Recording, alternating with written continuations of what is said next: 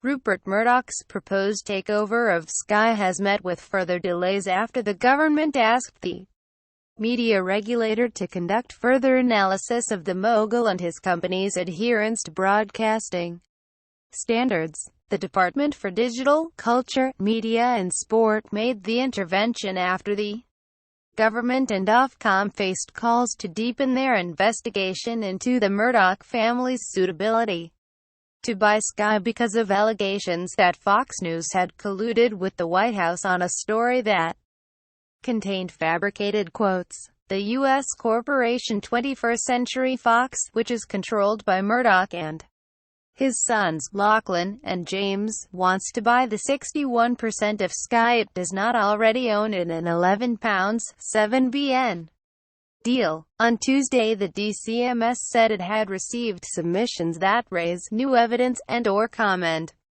about Ofcom's assessment of the takeover and was seeking further clarification from the regulator. Culture Secretary keeps Rupert Murdoch waiting over Sky deal. Read more. The department has asked Ofcom to respond by the 25th of August, meaning that the government is almost certain not to announce a final decision on whether to refer the deal to the Competition and Markets Authority (CMA) until Parliament returns from summer recess in September. The Murdochs have already expressed concerns about delays to the regulatory process and tried to speed it up by not submitting an improved offer to allay the concerns of the government.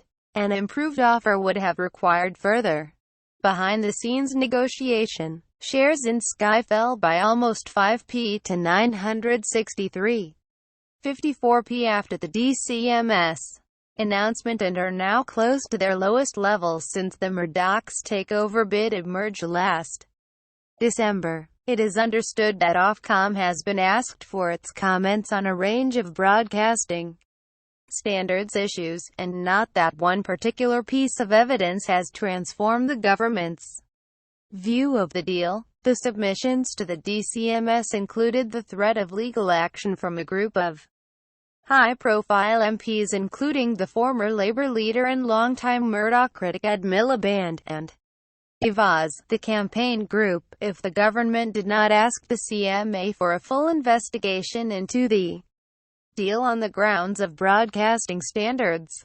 The MPs and Avaaz have criticised Ofcom for advising the government not to launch a broadcasting standards investigation despite a sexual harassment scandal at Fox News and the phone hacking scandal at the News of the World. On Monday, the MPs published a new letter they had sent to Bradley which said that the allegations that Fox News had colluded with the White House on a story that turned out to be false, which the company denies, suggested brazen disregard for the ethics of journalism, and showed that new compliance procedures at the company had failed dismally. The MPs said there were grounds to launch a judicial review against Ofcom because the regulator had used an incorrectly high legal threshold when judging whether the deal should face a detailed investigation into broadcasting standards.